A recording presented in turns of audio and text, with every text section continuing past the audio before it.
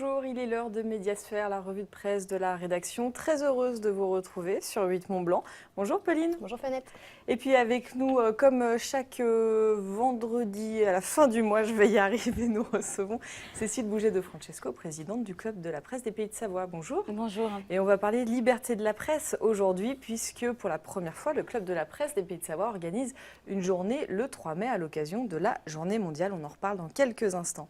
Mais avant, on commence avec la figure de la semaine. Libération nous propose le portrait d'un trailer aventurier, Anton Kuprika. Il était à Chamonix il y a quelques jours pour présenter son dernier film Purpose, dont on va découvrir quelques images. En France, l'Américain n'a pas la notoriété de Kylian Jornet et pourtant il a l'un des meilleurs trailers au monde.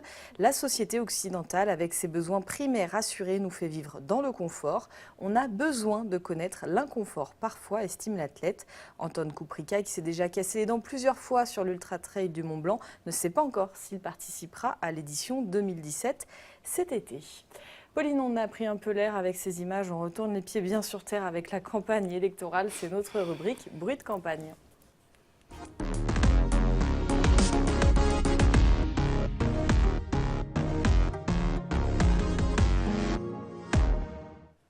Et il ne reste plus que quelques jours avant le deuxième tour de l'élection présidentielle. Oui, on commence avec ce tweet de Laurent Wauquiez concernant les présidentielles. Alors on le sait, un front républicain est en route pour contrer Marine Le Pen. Pour autant, les républicains eux-mêmes ont du mal à dire qu'ils voteront pour Emmanuel Macron. Eh bien, à l'image de Laurent Wauquiez, président de la région, il ne croit pas aux consignes de vote. Emmanuel Macron ou blanc, il faut respecter ce choix, a-t-il dit. On ne sait donc pas ce que fera Laurent Wauquiez dans l'isoloir. Et pour information, on ne sait toujours pas non plus ce que fera Laurent Wauquiez concernant les législatives et s'il sera candidat à sa propre succession en tant que député. Et après la présidentielle, justement, il y aura les législatives et de nombreux ténors, eux, ont déjà fait leur choix. À l'image de Bernard Accoyer qui renonce après 20 ans comme député, il a décidé de passer la main à Annabelle André-Laurent. Alors, est-ce un vrai choix? Vous le savez, c'est la loi de non-cumul des mandats qui impose désormais de choisir entre un mandat local ou national. Pour autant, Bernard Accoyer ne quitte pas la scène nationale puisqu'il reste secrétaire général des Républicains, au moins jusqu'à l'élection d'un nouveau président à la rentrée prochaine. Sachez que d'autres élus de Savoie-Mont-Blanc ont également fait ce choix. Hervé Guémard ne se représentera pas et reste au département, tout comme Jean-Marc Peyex qui est soutien d'Emmanuel Macron et qui lui préfère rester maire de Saint-Gervais. Et puis les Savoisiens comptent bien aussi compter pendant les législatives. Et oui, ils se présentent pour cette campagne. Objectif, selon eux, raviver la flamme des Savoyards et aux Savoyards militants pour l'autonomie des deux départements. Une flamme qui s'était un peu éteinte après la dissolution en 2012 de la Ligue savoisienne et du décès de son leader historique Patrice Abeille. Et puis après l'invalidation de leur liste, les Voix de Savoie aux élections régionales en novembre 2015. Ils récitivent donc en présentant des candidats dans 10 circonscriptions, 4 en Savoie et 6 en Haute-Savoie. En tout cas, la Savoie fédérale est la première à se lancer dans la course législative avec un mot d'ordre, le respect des traités internationaux et le retour à la souveraineté. La campagne est donc lancée aussi pour les législatives. Merci beaucoup Pauline, tout de suite cette atmosphère.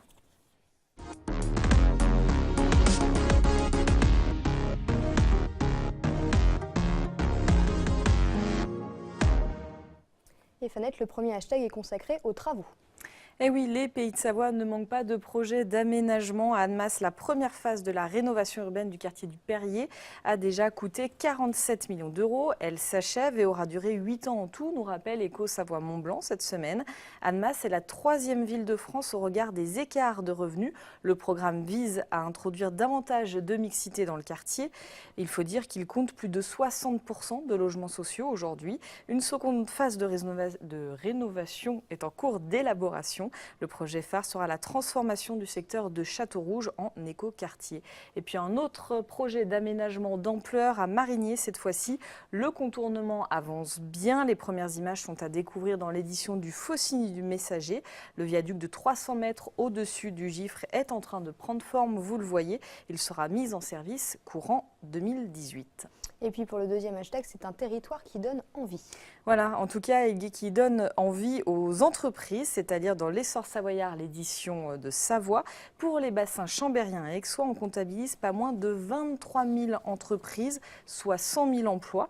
Entre 1999 et 2011, le journaliste Florian Potier nous rappelle que le territoire a connu une croissance de 23%. Collectivités et filières travaillent main dans la main pour développer cette dynamique. Et puis si le territoire est attractif. C'est compliqué aujourd'hui. pas Il est facile. aussi à préserver. La mairie de Brison-Saint-Innocent a ainsi pris une résolution contre le risque d'augmentation du fret ferroviaire sur la ligne historique qui longe le lac du Bourget. Ça, c'est à lire dans l'Hebdo des Savoies cette semaine. L'idée étant dans les cartons au conseil régional, donc de développer le fret ferroviaire sur cette ligne qui longe le lac du Bourget. Et le maire s'y oppose puisque le transport de matières dangereuses est interdit sur la route puisque la falaise juste au-dessus est fragile et donc il serait aberrant de les faire circuler juste à côté sur les rails. Le dossier complet est à lire donc dans l'Hebdo des Savoies. Merci beaucoup Fanette. Tout de suite, place à la sélection du club avec Cécile Bouget de Francesco.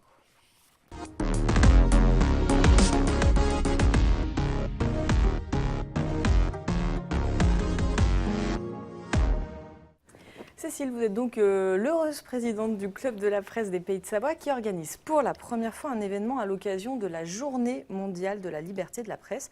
Ce sera le 3 mai, tout simplement. Pourquoi organiser cette journée ? Eh bien parce qu'en tant que Club de la presse, on s'est dit que si on ne se mobilisait pas, c'était un petit peu le monde à l'envers, si je peux dire comme ça.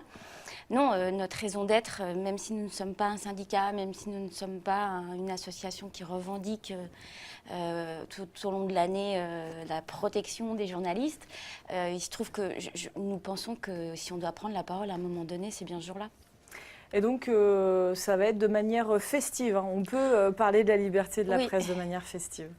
L'idée, c'était de se dire que même si le sujet est grave et sérieux, on peut quand même aussi se dire que cette liberté de la presse, on y tient, par extension la liberté d'expression, et que, eh bien, on peut aussi en parler, on peut aussi la célébrer plutôt que de se dire, voilà, d'être sur un scénario un peu trop catastrophique, même si on l'a vu avec le dernier recensement de Reporters sans frontières, rien n'est gagné en ce qui concerne la liberté de la presse. Justement, le classement de RSF est sorti cette semaine.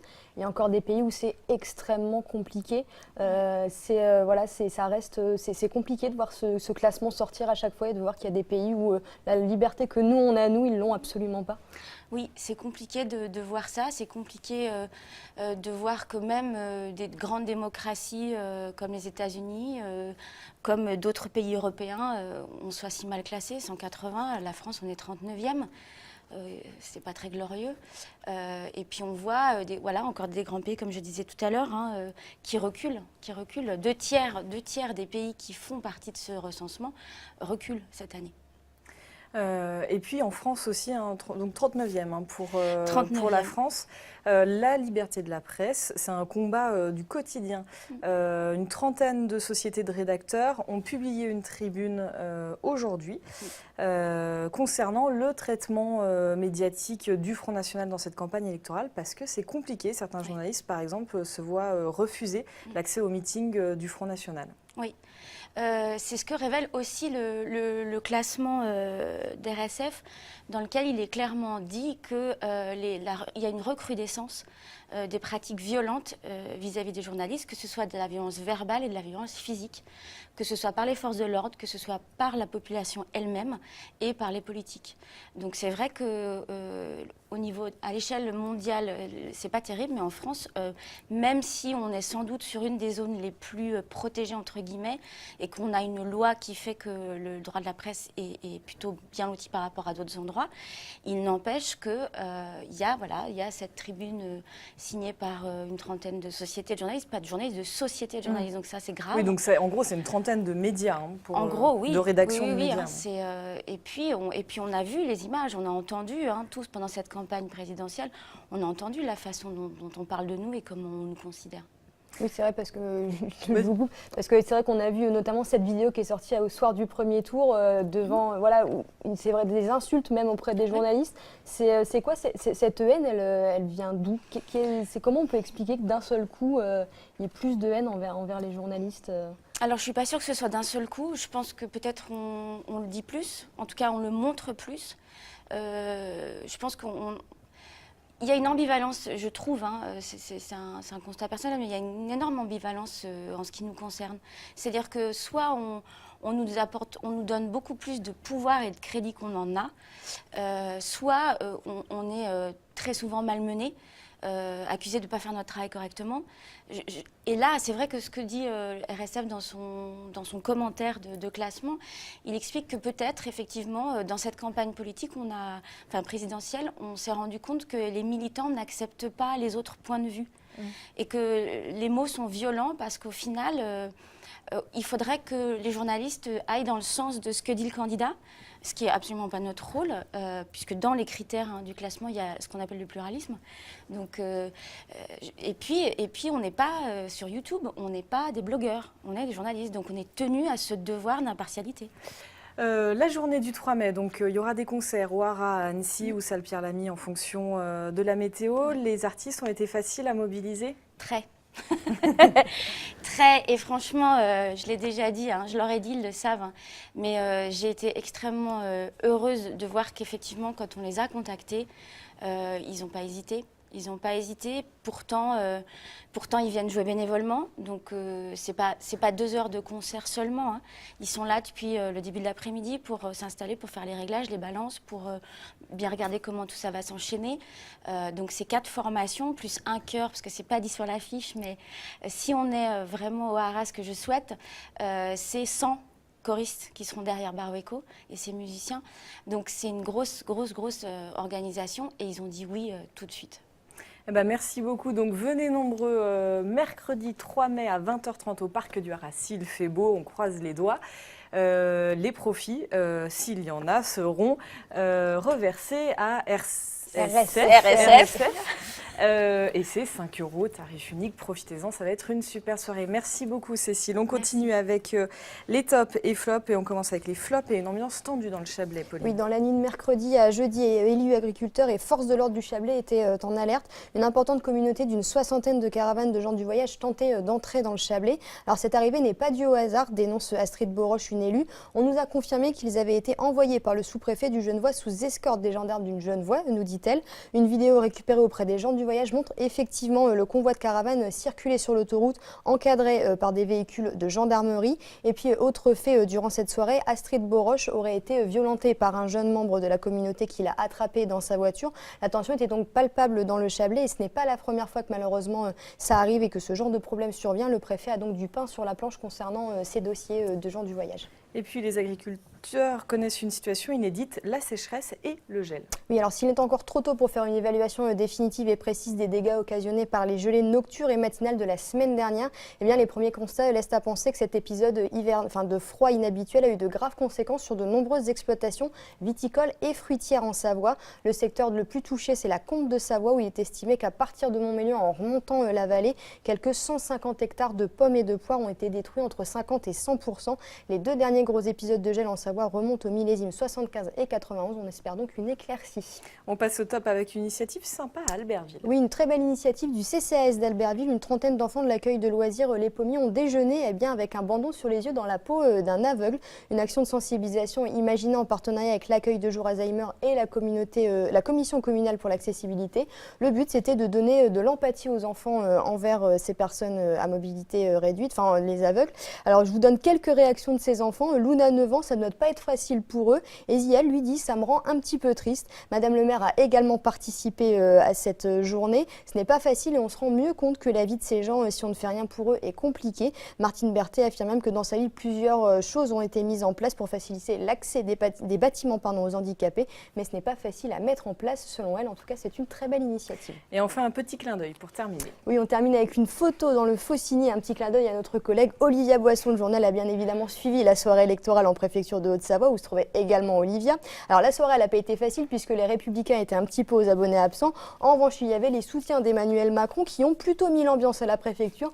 Pas facile donc d'entendre les instructions en régie, mais Olivia a su garder le sourire, vous le voyez. En tout cas, nous, ça nous a aussi beaucoup fait sourire ici à la rédaction. Ouais, elle, ça l'a fait un peu sourire, rire jaune, mais on a bien rigolé. Merci beaucoup, Pauline. Merci Cécile. On se quitte avec un petit conseil de lecture. Les acteurs de l'économie nous proposent un dossier complet ce mois. mois-ci sur la commune nouvelle d'Annecy, le grand saut peut-on lire en une. On y apprend notamment grâce au chercheur Jacques Lévy, qui est co-auteur d'une étude sur l'identité annécienne, que, à l'image du style suisse, l'approche des élus locaux est plus pragmatique et moins conflictuelle que dans le reste de la France. L'article revient tout de même sur les oppositions et inquiétudes autour de cette fusion qui s'est faite au pas de charge, une fusion qui reste donc fragile. C'est intéressant, et donc c'est-à-dire dans les acteurs de l'économie. Merci encore à toutes les deux, merci à toute l'équipe. On se retrouve la semaine prochaine pour une nouvelle revue de presse. Passez un très bon week-end.